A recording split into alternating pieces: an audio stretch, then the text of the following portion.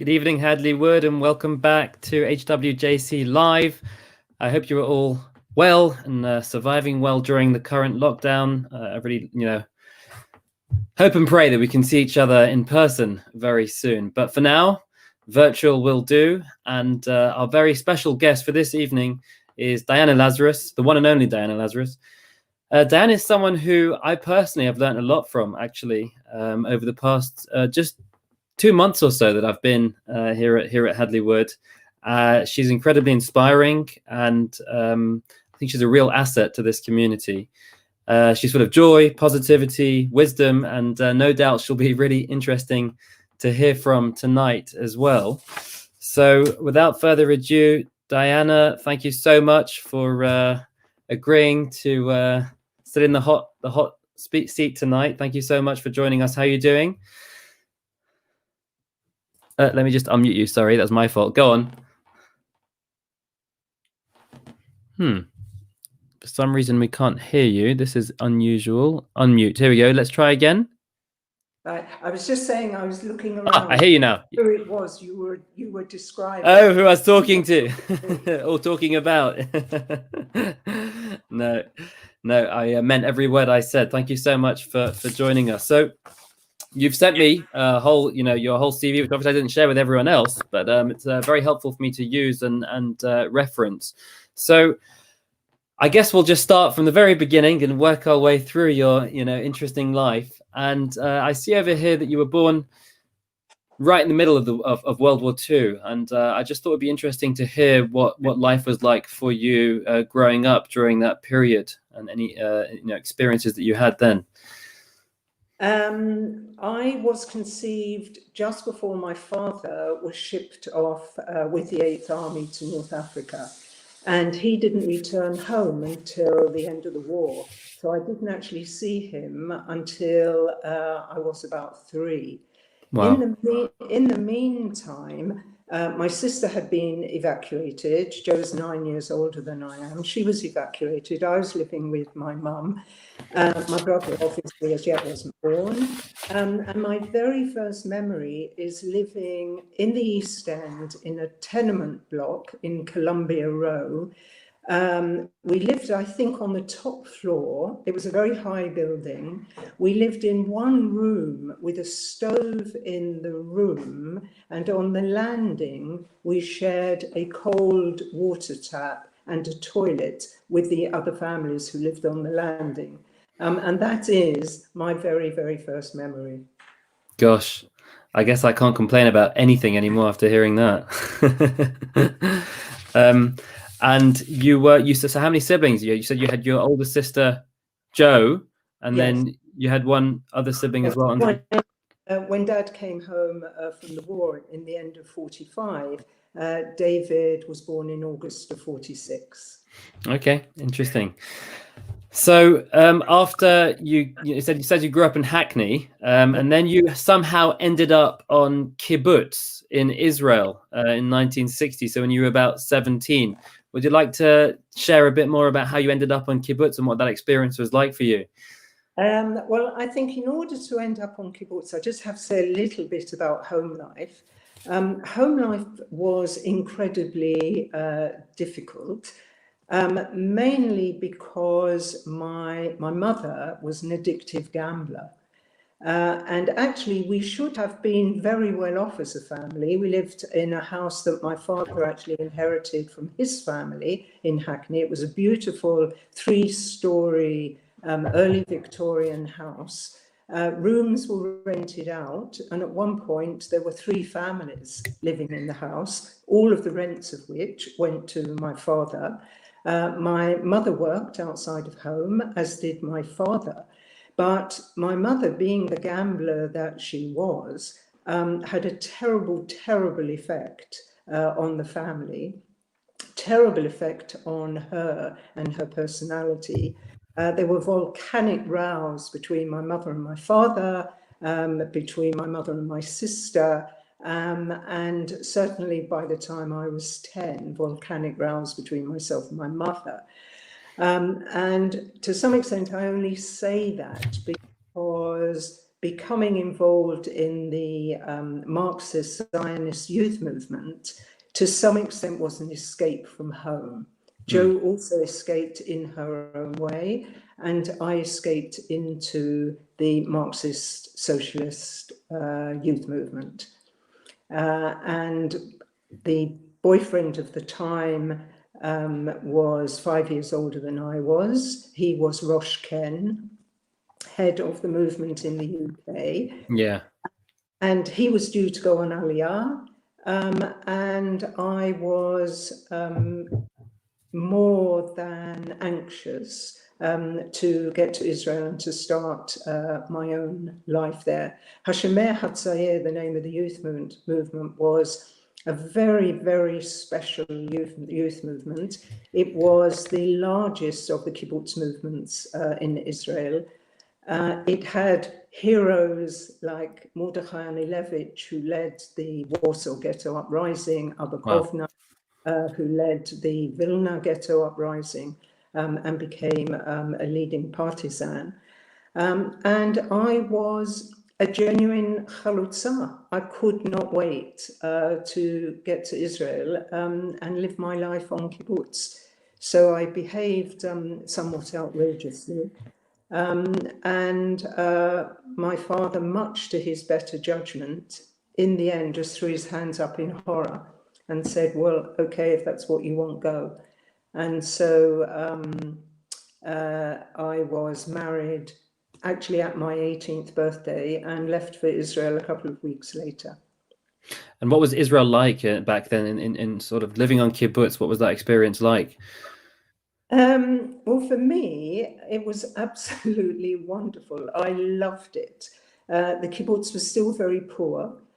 We lived in, I never quite know what the English equivalent is. We lived in a tzrif, which is translated as a hut, a garden shed. It was just one room made of wood. Outside was a cold water tap. All the toilet facilities and all the shower facilities were shared with the community. The laundry was shared. Eating was shared in the Chader Ochel. And of course, children were reared communally as well. I was determined to be a chalutza. And by the time I arrived, although the prince of the kibbutz was that there was absolute equality between the men and the women, by the time I arrived, as I think I mentioned to you, Akiva, when we chatted about it, all of the women were doing women's work. They were all in the laundry, they were in the kitchen, they were in the children's house. And I refused to do that. That was not what I was going to kibbutz for. And I spent the first couple of years working with the meat herd on the hills as a cowgirl. Then Merav was born, and following her birth, I then worked as a raftanit in the dairy and spent almost 2 years in the dairy. But you weren't there for very long then. So you were there for just a few years, then you came back to England, right? Yes, I was there for 4 years. Yeah. During which time I became very proficient in Hebrew. And I don't actually know why, but because I had left school without fully graduating, I left before I took A-levels, I decided on kibbutz that I was actually going to complete my English education. And via a correspondence course, I took my 2 A-levels at Really? the I didn't know they did correspondence A-levels, back then. That's fascinating. Yeah, well, I took those by correspondence at the exams, the British Council in Tel Aviv. And so when I came back to England, because the guy at the time to whom I was married didn't want to stay, we both applied to university.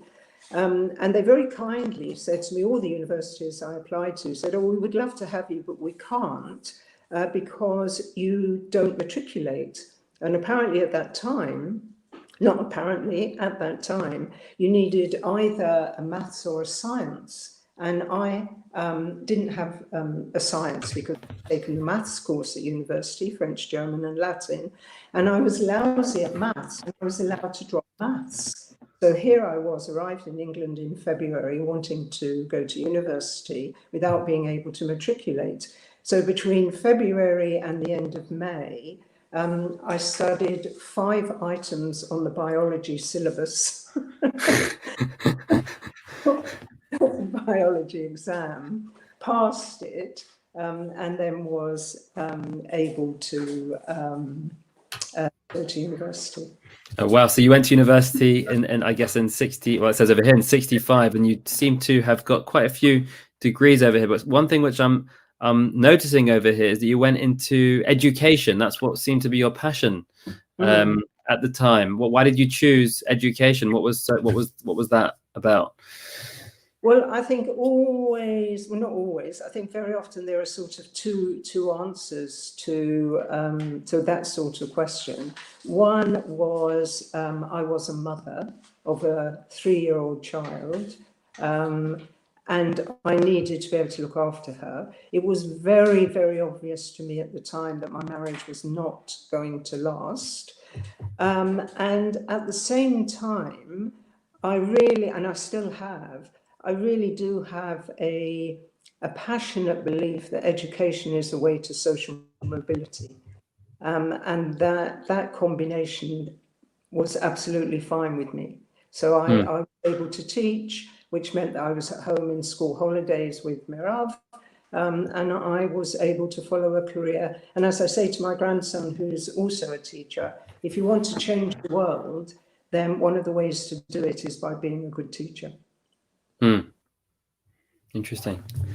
And you ended up somehow becoming a head teacher after all of that. So you started from being a teacher, went into being a deputy teacher, deputy head teacher, and then ended up being a head teacher. Is that something you always wanted to do? Is that just the path you ended up?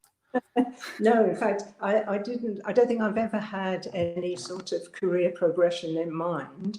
But the marvelous man to whom I'm currently married came into my life in about 82, 83. He came to Cambridge, where I was living at the time, to do his degree. We then moved back to London together. At that time, I was head of history. And so I thought, well, I'm moving to a new place. Why don't I apply as a deputy headship, which I did. And then while I was a deputy head, the guy who was head at the time was given a golden handshake in order to get rid of him. And I stepped into his shoes. So in total, before I start asking you, questions about your experience as a teacher, how long total were you in the sort of teaching career for? Was it a few decades? I think it was either 27 or 29 years. As you know, I'm not very good with numbers. Seems like biology was your forte. So in terms of teaching, I'm just curious to hear from you. What experiences do you think you could share from teaching, and what have you learned from your years of being a teacher as well that you could possibly share with us? I'm sure there's much that you could share, but what are the sort of the main things you sort of could take away from that experience? Well, one of the things I firmly believe in is comprehensive education.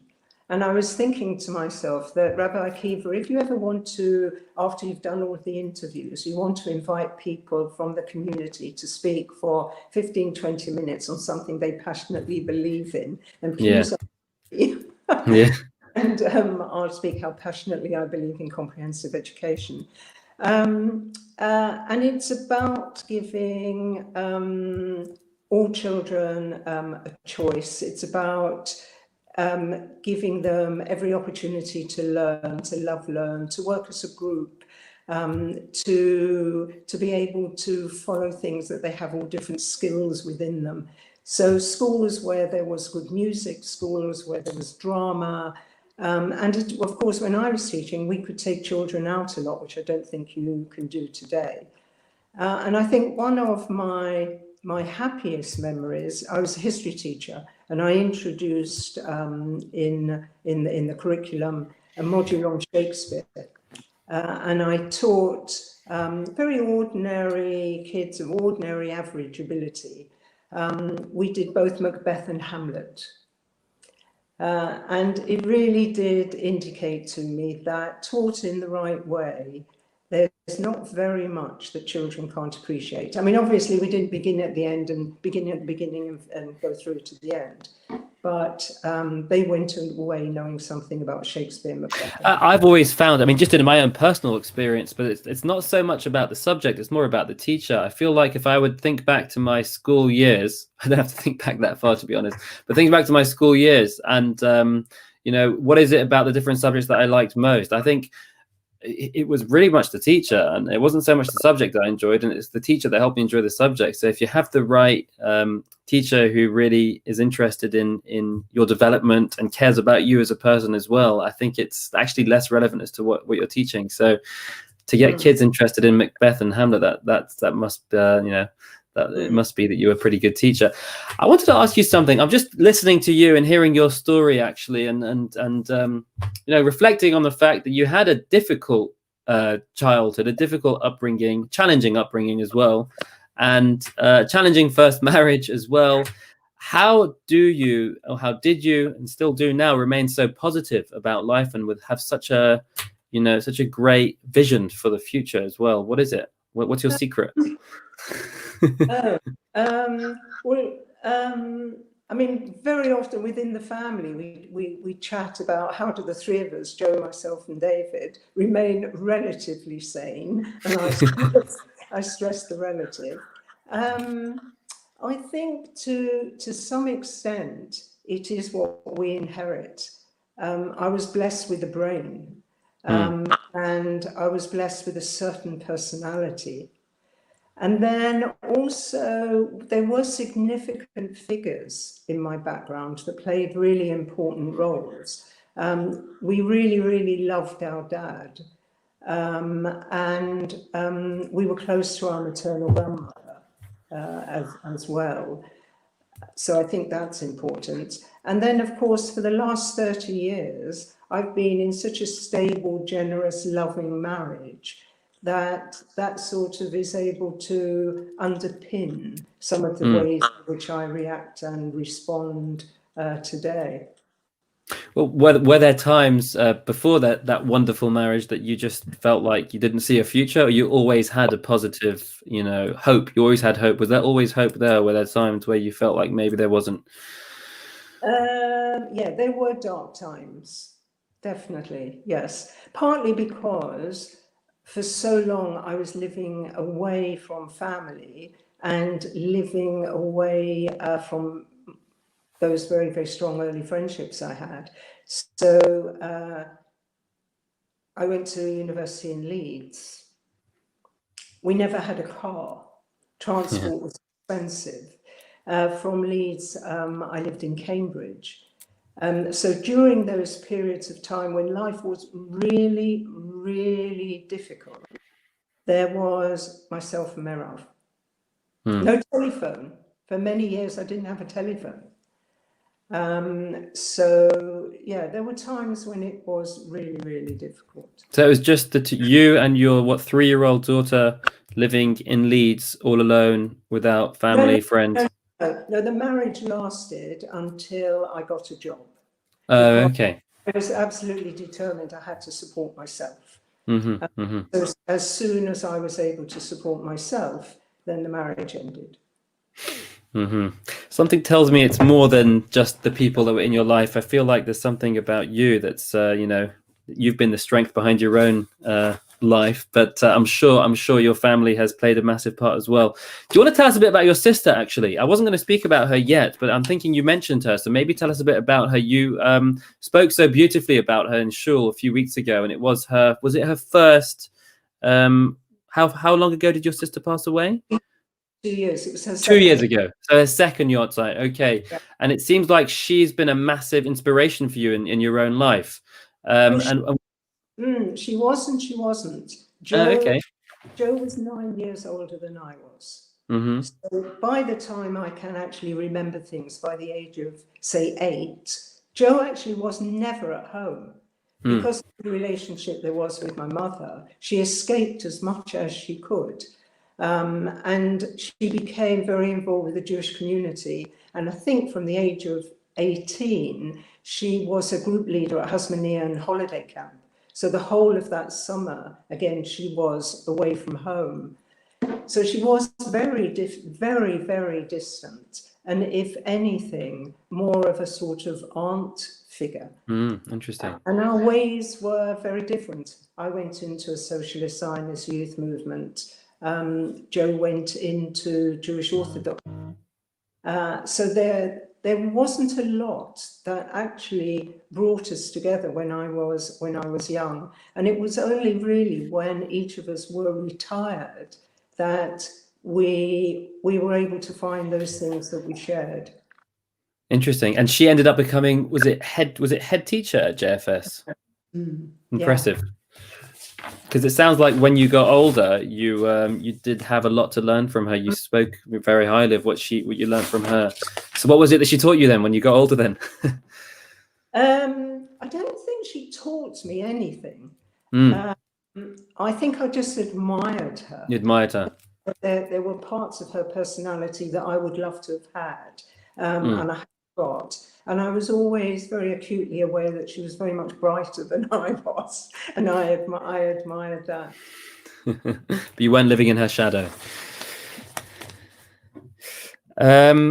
Okay, so there are some other things I wanted to talk to you about as well, and I think this is, really speaks a lot about who you are. So you were very involved with two major charities, one still very involved with today. One is World Jewish Relief, which you were involved with from 1999 to 2004. And then the Belarus Holocaust Memorial Project from 2004 up until, the present. Let's talk about World Jewish Relief first. How did you get involved with World Jewish Relief? Why were you passionate about that? And what was that experience like? Tell us what you did. Well, there came to a stage when the school where I was head was amalgamated with another small comprehensive school. And I didn't know what to do. And Michael, who was always very positive about these things, saw it as an amazing window of opportunity. And one of his sort of phrases in life, which he always uses, is always travel in the direction of your fears. So where was I thinking, my goodness, what am I going to do my whole life? Every 40 minutes the bell has rung and now it's not going to ring. What can I do? And Michael said, well, just fly. Do whatever you like.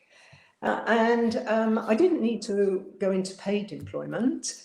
And we knew vaguely the guy who was the president of World Jewish Relief. And I turned up and said, look, I'm interested in some voluntary work. Can you use me? I'm happy to do anything. And Ashley Mitchell gave me a little interview. And at the time, Ellie Benson was just about to move on to Magen David Adom, and he had been responsible for their humanitarian aid project. And Ashley said to me, well, perhaps this is something you could be interested in. I said, oh, it sounds great. He said, well, how much time can you give? I said, well, perhaps 2 days a week. He said, no, it's got to be 3. So we started 3 days a week, but in fact, it took over my life. And I was This is at World Jewish Relief, right? And what were you doing there? I was, first of all, sourcing humanitarian aid, and that could be anything from medicines to clothing to nappies, anything. And then the most interesting part, actually, was then organising its transport from the UK to the communities in the former Soviet Union. And that at time was very hairy. Because there were all sorts of blocks and custom blocks and governments that wouldn't cooperate. No, we managed. It was. Did you yourself ever travel to the former Soviet Union? Oh, yeah. Yeah, I travelled to the Ukraine because we did a lot of work with the Ukraine. I travelled to Yugoslavia, to Romania, and to Belarus. So this is a good segue into the next question I was going to ask you, which is the Belarus Holocaust Memorial Project. This seems to be a huge focus of yourself and Michael, actually. And this seems like a project which you set up yourselves. Did you set up this project yourselves? And what does this project do? What is it all about? Well, I'm not going to say a huge amount about it, only because the community is very familiar with it, because Okay. I've spoken to the community about it, and Michael certainly has written for the Kehillah. But just to go back how I became involved, I was in Belarus on one of the World Jewish Relief missions to check that the aid was being used appropriately. And one of the guys came up to me and said that he had heard that Lord Janner was working with Lithuania to set up memorials on sites of Jewish massacre. Could I interest Lord Janner in working in Belarus? So, well, I'm always happy to try. So I contacted Lord Janner, went off to the House of Lords and had very nice tea with him. But he explained that, apart from all sorts of other things, that as a lord of the realm, he really wouldn't be comfortable in working in a country that had a communist government. So I came home and explained that to Michael, and he's fantastic at this sort of thing. So he said, well, that's not a problem. And I said, well, what do you mean it's not a problem? He said, well, we'll do it. And I said, well, how can we do it? And he said, well, we'll just start with something really small. So we went back to Belarus. At a time, the Jewish community there was riven between the group that was seen to have, worked, collaborated with the communist regime, and the Jewish group which had not collaborated, and the one did not speak to the other. And that's even apart from the Jewish differences, the Reform, the Orthodox. And all we did was, we said, we will do this, we'll start it on one condition. And the only condition was that you will all sit round this table together. This project cannot possibly belong to one faction or the other. And so we all sat round the table together, the only time they had ever sat round the same table. And it's gone from strength to strength. And we have erected something like 120 memorials. Wow. And why do you think it's important to have these memorials at those places? What is why are you so passionate about having memorials there? I suppose that's a very sort of emotional question. More so, I think, for Michael, who lost Polish family in the Second World War, but for me as well, that these burial sites could be in the middle of a forest, they could be in the middle of a field, there were cows grazing, they're in cemeteries which are no longer used, and there's something about just the very ordinary respect for the Jewish dead. Also, that these people should have been murdered and massacred in the way that they were, and there'd be absolutely nothing to say that this is where they lay. On occasion, there's a memorial that was saying these were Soviet citizens who were killed by the Nazis. Nothing about being Jewish at all. And so we took that on, and we're still working with it.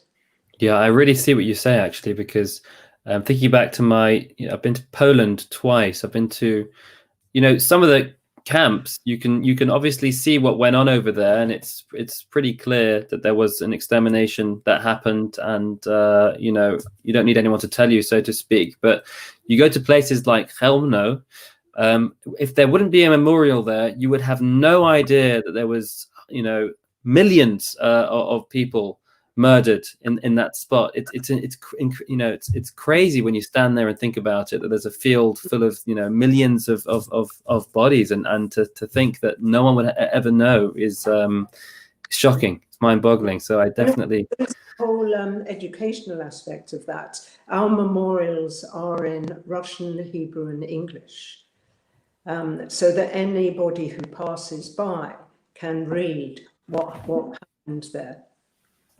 Wow, I'm sure you do incredible work over there, and may you go from strength to strength with everything you do in Belarus. So just going to wrap this up by saying that I just wanted to thank you so much again for joining me tonight and sharing with all of us your positivity, your life story, being open about your life story as well. And thank you for being part of this community and sharing with us, and wishing you all the very best, Diana. Thank you so much. Thank you. Bye-bye. Bye-bye. To everyone watching, thank you so much for tuning in. Next week, Sunday night, we have Kenny Wax joining us. Kenny Wax is someone who's very involved in the theatre industry, and he's going to be speaking to us about how he got involved with that, and obviously speaking about the current challenges during coronavirus, which has obviously heavily affected his sector. So please do join me next week, same time, same place. Wishing you a fantastic week ahead.